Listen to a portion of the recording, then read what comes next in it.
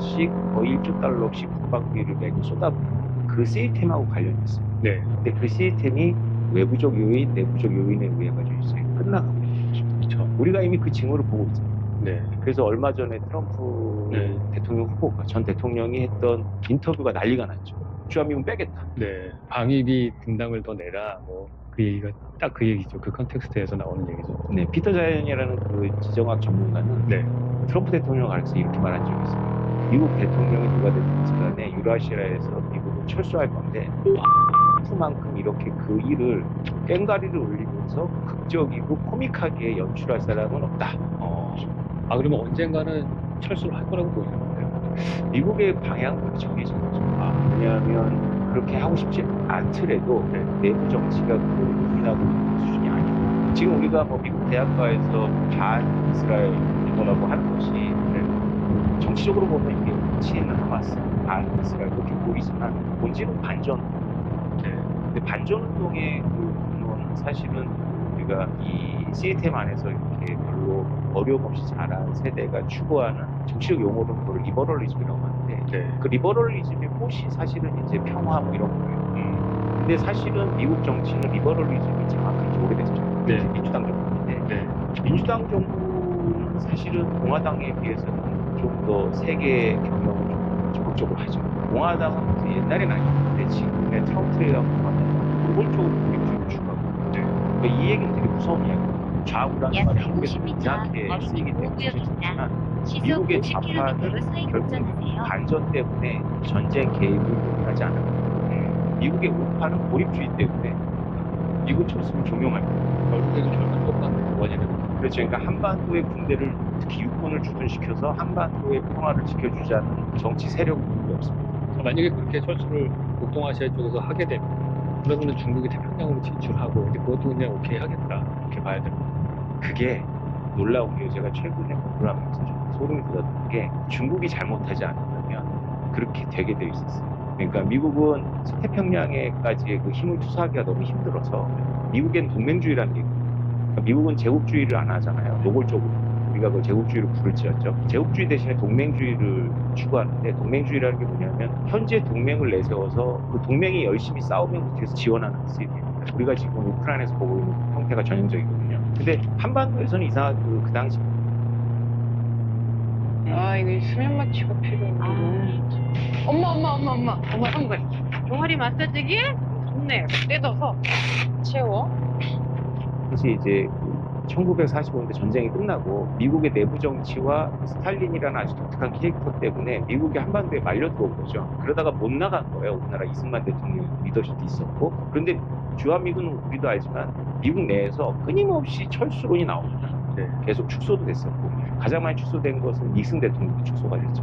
닉슨 대통령을 생각해보면 제 책에서 닉슨이 거의 주인공인데 닉슨 대통령은 공화당 대통령이지만 중국하고 이렇게 손을 잡았거든요. 그때 이후로 지금까지 국제정치가 좀 평안했죠. 미국이 중국하고 친하게 지내면서 한국은 이제 자유와 번영이라는 동아리를 다 잡을 수 있었죠. 근데 사실은 미국이 중국하고 친해지면서 그 한반도에 항구적으로 미군을 두지 않을 수 있다라고 키신저가 그 주은혜한테 제안을 해요. 근데 그거를 막은 게 놀랍게도 주은혜입니다. 한반도에 미군을 덜어줘. 왜요? 일본 견제가 있는 거죠. 얼마 전에 기억납니까? 기억나십니까? 폼페이오 국무장관이 회고록에서 김정은 국방위원장이 미군을 둬라 그랬잖아. 미군이 남한에 없으면 우리 홍콩 된다. 중국한테 먹히는. 그렇죠. 미군이라는 존재를 한국 사람 좀 나이브하게 보는데요. 미군이라는 존재는 이미 한국의 군사력이 확장되는 걸 저지하는 임무를 갖고 있는 지가 오래됩니다. 그러니까 우리가 사실은 이게 좌우라는 스펙트럼을 좀 버리고 큰 그림에서 봐야 돼요. 미군의 역할은 북한에 의한 이제 갑작스러운 이제 남침을 방어하는 그런 상시적인 목적이 있는 반면에 또 하나는 뭐냐면 우리가 연평도라든가 그 천안함에서 한국이 보복하는 걸 막은 게 미국이거든요. 그래서 우리나라에서는 이제 자주국방을 얘기하면서 이제 전시 그 지휘권을 가져오자는 게 우리나라는 좌파에서 주장하잖아요. 근데 오히려 미국의 좌우는 아니죠. 미국의 이제 국방 관료들의 요구사항이가 그런 이야기는 이제 좀 더 이제 이 분야의 전문가 같은 분들이 이제 더 해줄 이야기인데 어쨌든 미국은 항공모함 같은 나라잖아요. 큰 방향은 서태평양에서 빠지는 쪽이었는데 그 동맹은 중국이었던 거죠. 암묵적으로. 그런데 중국이 시진핑 정부 들어서 이상한 행동을 합니다. 그러니까 주변의 이웃 국가들을 굉장히 좀 폭압적으로 다루죠. 네. 그러면서 미국의 조약이 바뀌었어요. 아, 중국은 파트너가 안 된다. 아, 그러면 뭐겠습니까? 일본? 그렇습니다. 그렇게 되는 거군요. 그래서 일본 반도체 기업을 죽였다가 다시 지금 살리려고 TSMC를 보내고 그렇게 되는 거죠. 근데 저는 이거랑 연결해서 그 칩워라는 책을 보면은 그거 외에도 다른 중국은 어떻게 실패하는가 이런 책을 보면은 한국 얘기가 거의 안 나와요. 나는 그 이렇게 두꺼운 반도체 얘기 나오는데 삼성전자 얘기 한 5페이지 나오나? 중국은 어떻게 실패하는가 책에도 한국의 역할이나 이런 거에 대한 아무런 언급이 없고 뭔가 이 체스판에서 아예 그냥 배제되어 있다는 느낌을 좀 받았거든요. 근데 그런 분위기로 가는 거죠, 지금. 그런. 근데 우리 하기 나름에 좀 있는 것 같아요. 왜냐하면 제가 읽은 문헌에 의하면 한국을 되게 중시하는 여론도 있습니다. 아, 왜냐하면 이게 좀 잔인한 이야기지만 대만이나 한반도에서 전쟁이 일어날 가능성이 높아지고 있잖아요. 네. 근데 우리나라에서 안 날려면 잔인한 일이 대만에서 나는 게 우리한테 좋죠. 어차피 날 전쟁이면 원래 그렇습니다. 2차 세계대전이 끝나고 소련은 오래전에 됐지만 중국까지 이제 공산화가 됐잖아요. 그러면서 대륙이 뻥 뚫렸어요. 원래 이제 미국 입장에서 봤을 때 이 유라시아 대륙의 핵심부, 이게 지정이 되게 중요한 개념인데 이 핵심부를 이제 막아주던 게 독일하고 이제 일본 제국이에요. 네. 독일하고 일본 제국이 소련의 팽창을 막는 어떤 포르크 마개 같은 게 있어요. 근데 미국이 뽑아버렸잖아요. 일본 뽑아버리고 독일 뽑아버리니까 소련이 통제가 안 되는 거죠. 소련이 통제가 안 됐는데 그 당시 미국 조야 친소파가 주도했습니다. 특히 루즈벨트 대통령은 굉장히 친소파였거든요. 근데 루즈벨트 대통령이 갑자기 서거하시면서 바로 이제 부통령이 트루만이 됐는데 네. 그때 스탈린이 트루만의 의지를 시험하죠. 그게 베를린 공세입니다. 근데 트루만이 선거에서 압도적으로 질 걸 예상하고 있었는데도 과감한 결단을 내렸죠. 그래서 1948년도에 베를린에 비행기로다가 이제 크리스마스 케이크까지 배달하는 껌과 사탕을 배달해주는 그런 이제 대응을 합니다. 그게 미국한테 잘 보였나 봐요. 그래서 원래 질 선거였는데 모든 언론이 진다라고 해서 트루만이 재선에 성공을 하죠. 아, 트루만 입장에서 첫 번째 선거입니다. 어차피 승계를 받은 겁니다. 그러면서 바로 6.25가 터졌는데 6.25사를 제가 이제 그 책을 쓰면서 이제 여러 책의 6.25사를 공부해 봤더니 유라시아 반도의 동쪽 끝에 일어나는 6.25하고 유라시아 반도의 서쪽에 있었던 독일하고 연결이 되어 있습니다. 언제나 그랬던 것 같아요. 스탈린 입장에서는 유럽이 중요한 전장인데 유럽에서 미국이 참전할 거라는 확인을 한 거죠, 베를린에서. 그래서 아시아를 도발하면서 일본 제국제 영역에 거에서. 그런데 역시 스탈린의 예상과 빗나가게 참전하죠, 미국이. 트루만이 어떻게 바로 결정했다고 합니다. 그러니까 이게 우크라이나에서 지금 미리 일어나고 있거든요. 그게 이제 이 대만이나 한반도에서 전쟁이 나는 걸 미리 일어난 걸 수도 있고 오히려 우크라이나 전쟁을 통해서 막을 수도 있고 지정하고 나올 수 있는 상황이기 때문에 거죠. 다만 우리가 이제 알아야 되는 건 달러나 미국의 그다음에 미국에 의한 유라시아의 구조상이라는 기조상이 천천히 반영으로 어느 정도 막지 않는 이 시대가 상징되지 않는 제가 보면 미국 유치가 이전 피해를 제일 먼저 받는 게 정부 나이 때문에 지금 인간이 점점 앞당겨서 미국이 이자율을 올리고 있잖아요. 네, 그래서 미국이 이자율을 올리면 양 달러가 유지가 되는데 문제는 그냥 미국도 이자를 갚아야 돼요. 채권 발행이. 그래서 올해가 아마 처음 국가는 원래 채권을 갚지 않습니다. 채권이 이자를 갚죠. 네. 이자 지출 비용이 국가 예산보다 올해 처음. 이거 되게 불길하죠.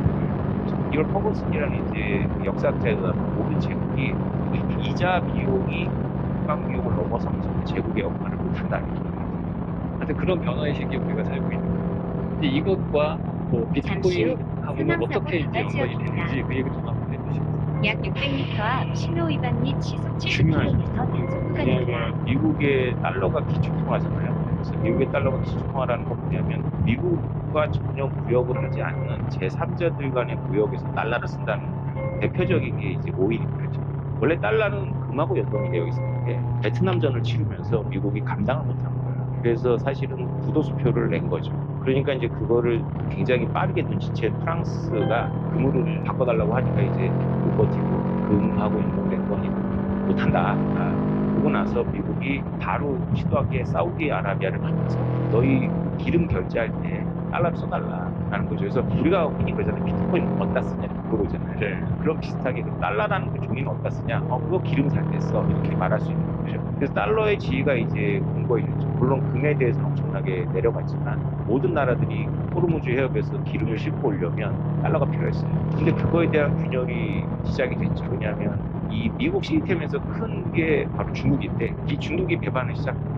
원래 미국 시스템 안에서 텍스 아메리카 안에서 큰 나라가 독일하고 일본인데 독일하고 일본은 미국한테 대항할 생각이 없었어요. 2차 세대한테 져봤기 때문에 또 핵폭탄을 맞아봤기 때문에. 근데 중국은 미국에 의해 가지고 WTO도 들어가고 미국의 무역 격자를 통해 성장한 나라인데 미국한테 도전하죠. 가장 대표적이고 두드러진 도전이 바로 달러 시스템에 도전하는 겁니다. 원래 이게 암묵적인 약속이 뭐냐면 포커라고 치면 미국은 포커 하우스도 운영하고 포커 선수이기도 해요. 이게 좀 특이하죠. 미국은 포커 하우스 무역의 질서도 제공하고 무역하는 파트너기도 하거든요. 그럼 일본하고 독일이 계속 포커를 따요. 그러면 이제 하우스 주인이 나와가지고 하우스 닫는다 그러면 여태까지 땄던 칩을 이제 일부를 독일하고 일본은 미국한테 줍니다. 채권을 사는 걸로. 그렇죠. 주기적으로 줬어요. 주기적으로. 그게 이제 뭐냐? 미국의 국채를 사는 거죠. 그래서 미국한테 무역 흑자를 내되 미국의 국채를 사주면 이 시스템이 그럭저럭 갑니다. 근데 중국의 시진핑 주석이 2012년도에 됐거든요. 네. 미국 국채를 안 사요. 아, 그때부터 안 사기 시작한 네, 거예요? 딱 시진핑 주석의 정권과 이게 같습니다. 그래서 사람들이 잘 모르는데 미국 국채를 가장 많이 갖고 있는 나라는 중국이 아니라 일본입니다. 아, 다시 일본으로 왔죠. 일본으로. 그럼 중국은 그 국채를 어차피 외화를 갖고 있어야 되잖아요. 엄청난 무역 흑자를 보니까.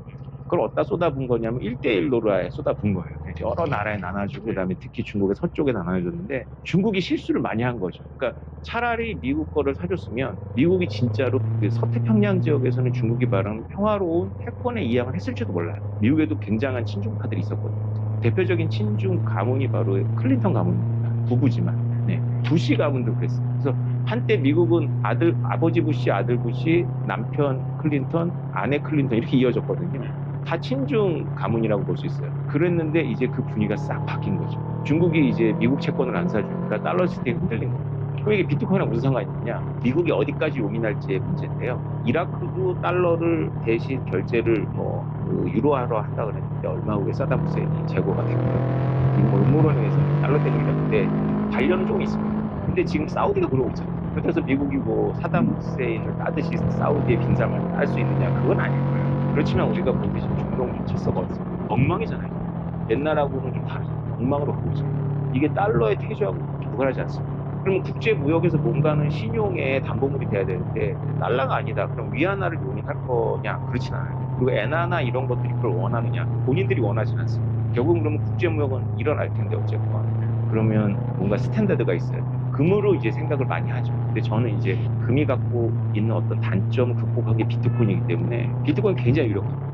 아, 그러면 저는 궁금한 게 아까 어쨌든 이게 기축 통화가 되려면은 적자를 봐가지고 자기 돈을 외국으로 뿌려야지만 되는 거고 그거의 메인이 결국엔 석유를 사는 거였는데 미국이 지금 석유가 자립을 하고 있잖아요. 그렇죠. 그럼 사우디로 주던 달러가 없어진 거잖아요. 그러면 도대체 달러는 이제 어떻게 세계 시장으로 미국에서 주문해서 나오게 되는 거예요? 아직은 미국은 무역 적자 국가고, 네, 그리고 미국은 이제 당분간은 그 무역 적자보다는 이제 재정 적자가 문제인데 재정 적자가 점점 커질 거야. 그럼 결국 미국의 채권을 외국에서 사줘야 되는 거죠. 물론 민간 기업도 사는 거. 그런 게 일단 뭐 그게 딱 우리가 알고 있는 본원통화 달러는 아니지만 미국 국채라는 게 달러거든요. 큰 단위의 달러니까 그런 식으로 이제 어느 정도는 공급이 되는데 문제는 뭐냐면 너무나 상식적인 이야기지만 돈을 마구 찍어내면 네. 돈의 신뢰도가 낮아져요. 그렇죠. 그래서 이미 이 브레튼 시스템이라 가지고 전쟁이 끝나고 2차 대전이 끝나고 나서 세계가 모여서 어떻게 평화를 지속시킬까 할 때 나왔던 이제 질서가 바로 우리가 누리고 있는 이 달러 중심 체제인데 여기에 결정적인 결함이 있다라는 거를 미국의 대학 교수가 밝혀요. 이게 이제 오래됐어요. 1960년대 그걸 트리핑 교수라고 하는데 트리핑 딜레마라는 게 바로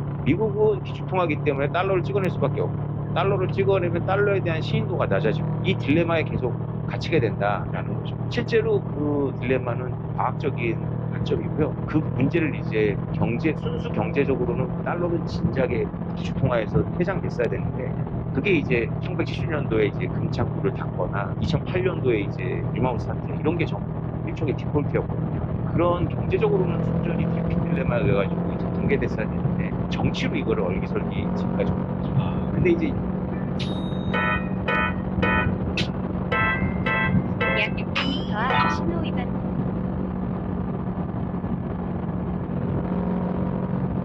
정치력을 얼기설기 지금까지 왔는데 이제 중국이 수정주의라고 질서에 대해서 수정주의적으로 나오니까 우리는 그걸 지금은 못 느끼는데 이건 이미 끝났다고 봐요.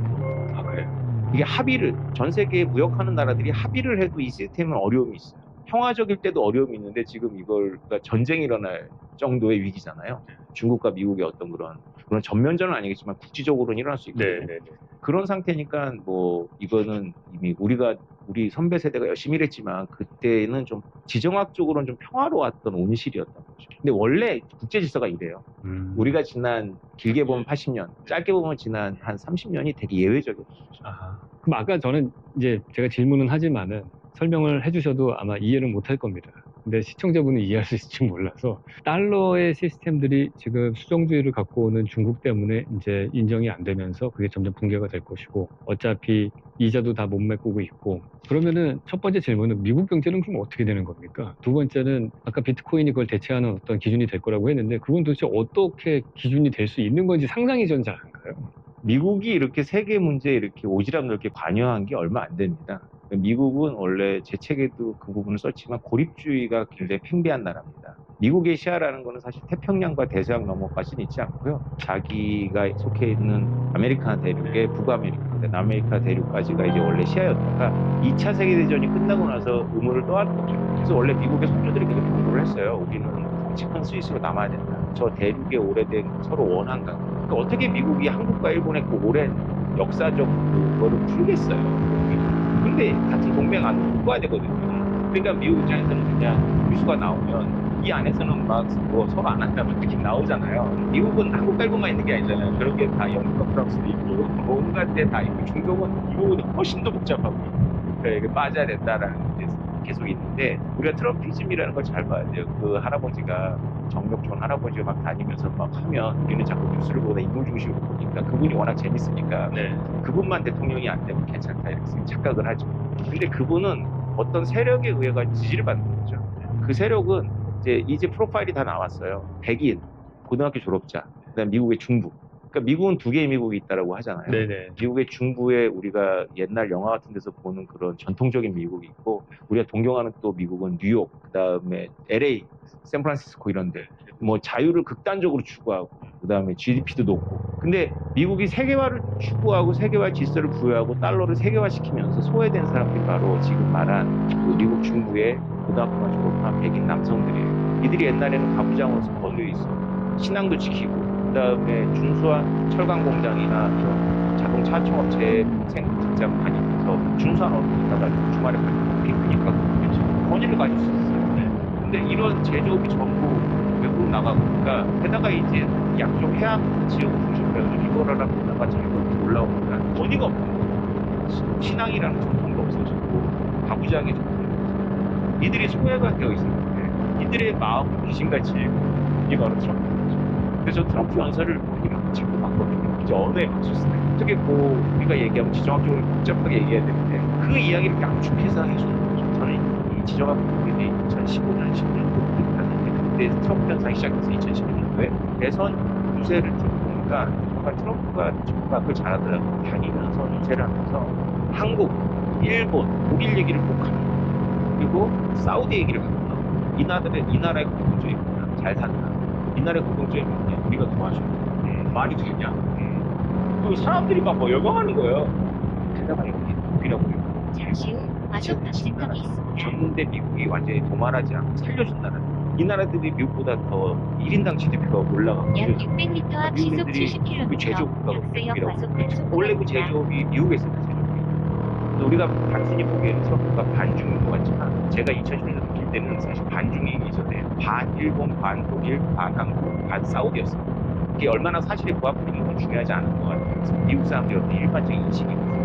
우리가 정말 착각하면 안 되는 게 미국이라는 게 실체가 없잖아요. 미국이라는 건 우리나라도 실체가 없지 어떤 사람들인데 사실 한반도에 미국을 두어서 항구적으로 한국의 안정을 지켜줄 그런 미국 어떤 사람이 모습이 보여지는 생각을 해요. 그런 사람들이 없다는 거예요. 지금. 그런데 이제 그러면 이제 비트코인 얘기를 해야죠. 비트코인 트럼프하고 이제 비트코인 얘기를 제가 하면서 그리고 이제 끝까지 매듭이 안 풀렸던 게 트럼프 이분이 비트코인을 안 좋아하세요. 바뀌었더라고요. 네.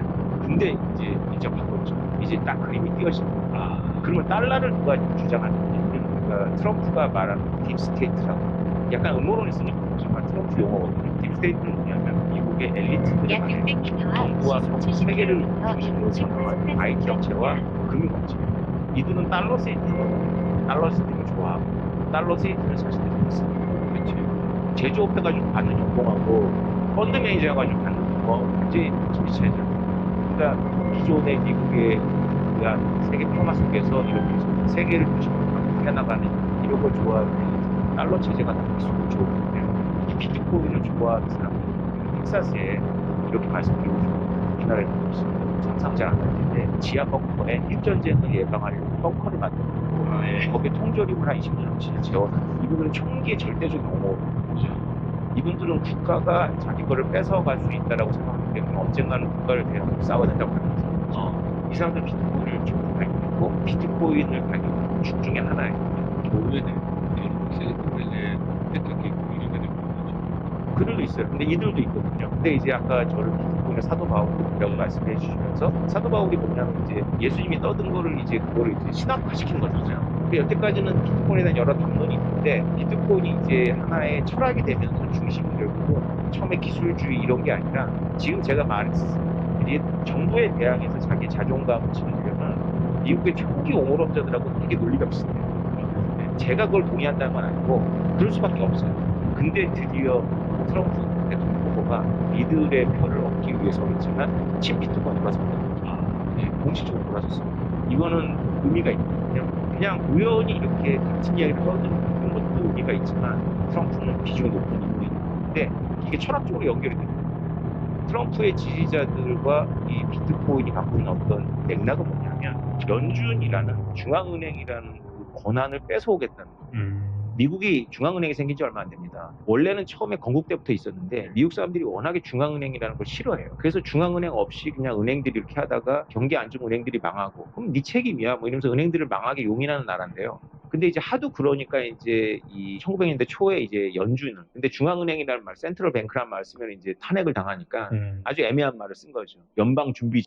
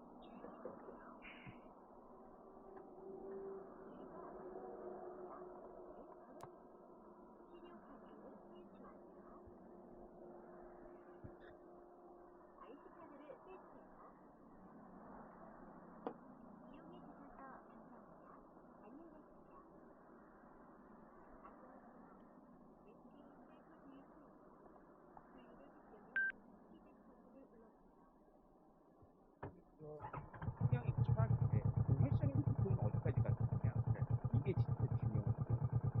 비트코인 왜 사셔야 되는지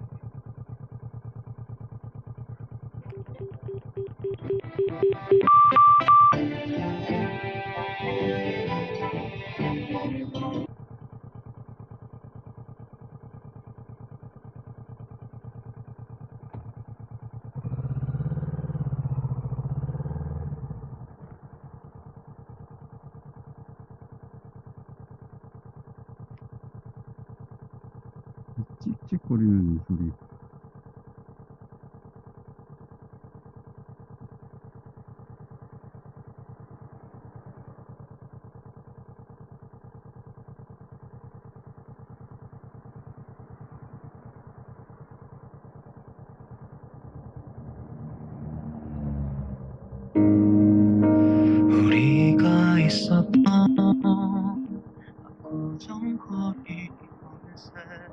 또 눈이 내리네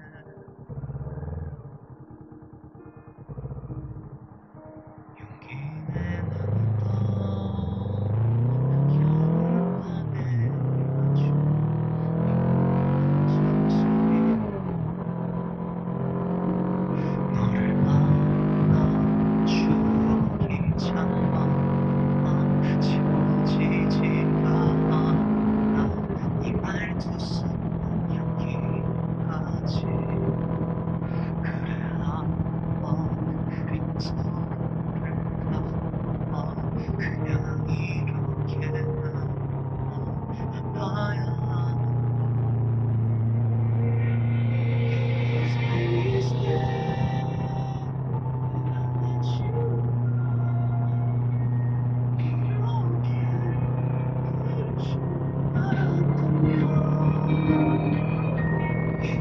my mistake and I let you go 네 곁에 기댈 줄 알았다면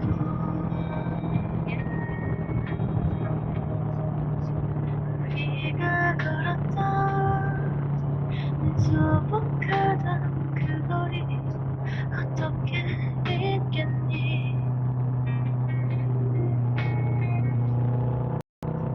입술에 닿았던 너의 뭐하는 목소리를 난 녹아내렸지 너를 만나 추억이 참아 난 지워지지가 않아 이 말투 쓰던 향기까지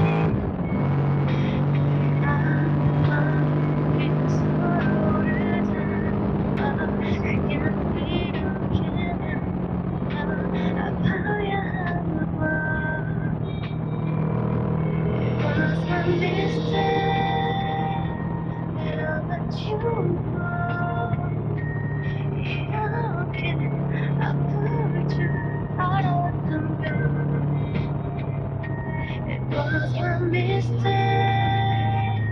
that I let you go 내 곁에 기댈 줄 알았다면 내 만나 추억이 참아 나 지워지지가 않아 난 웃던 이 모습이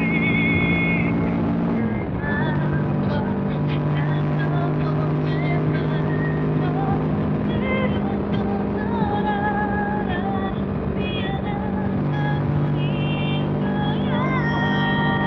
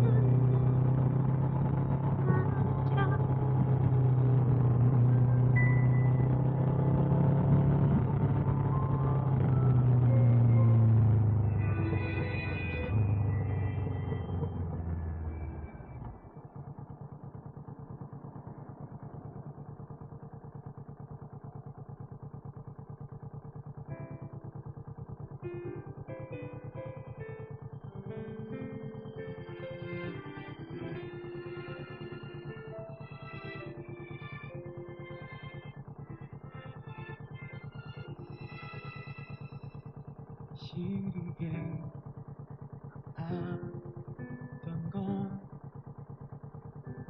지난 겨울쯤인데 아직도 남아있는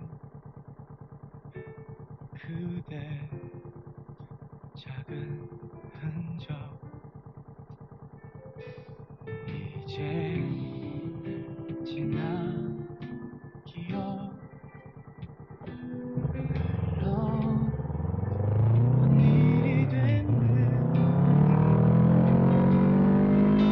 그대를 그리워해 참 이상하죠 비가 오는 날에 둘이 걷던 시간 속에 남은 그리움 그저 지나가 버린 메아리 같은 멜로디 이제 오는 날에 함께 있던 시간 속에 남은 외로움 내게 들리지 않는 돌아오라는 한마디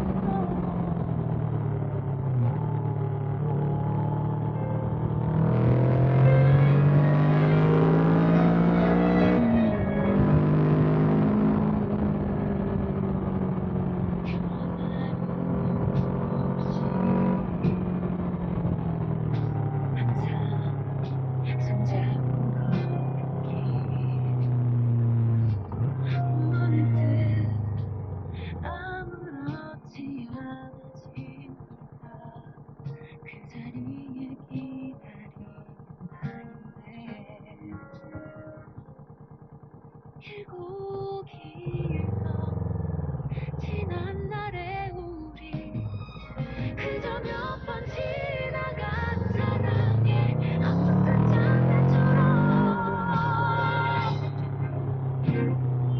잠깐 스쳐갈 기억이 되어 모를 거예요.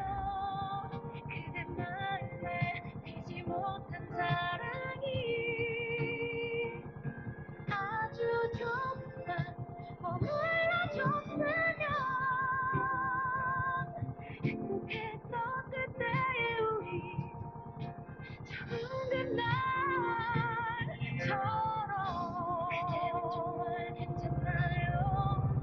혹시 아직 그대도 내 생각에 잠못 이루나요? 단 한 번만이라도 다시 만날 수 있다면 예전처럼 그댈 보내지 않을 텐데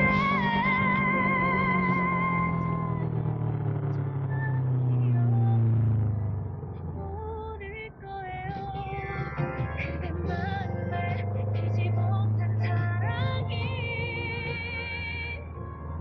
아주 조금만 더 곁에 있기를 가장 예뻤던 그때의 우리 그때의 우리처럼 행복했었던 그때의 우리 처음 그날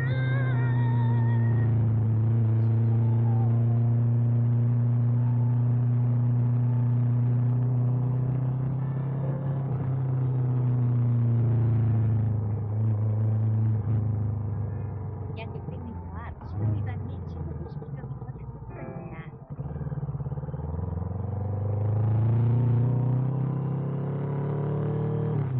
과속 방지턱이 있습니다.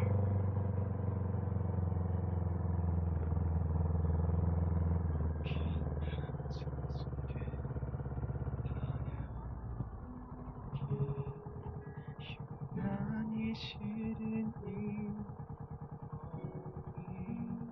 이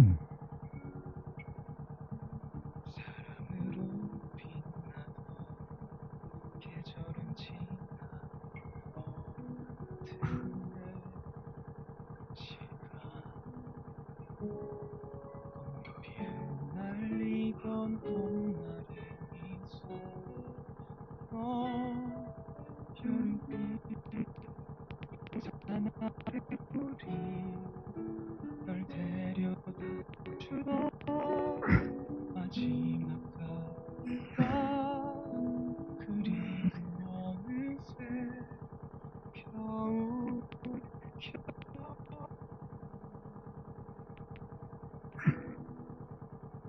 없이 사는 게 왜 이렇게 힘드니 너를 잊는다는 게 왜 난 안 되니 추억이 너무 많아 보내지 못한 엄마 아직 내 세상에 네가 너무 많아 나의 하루야 여름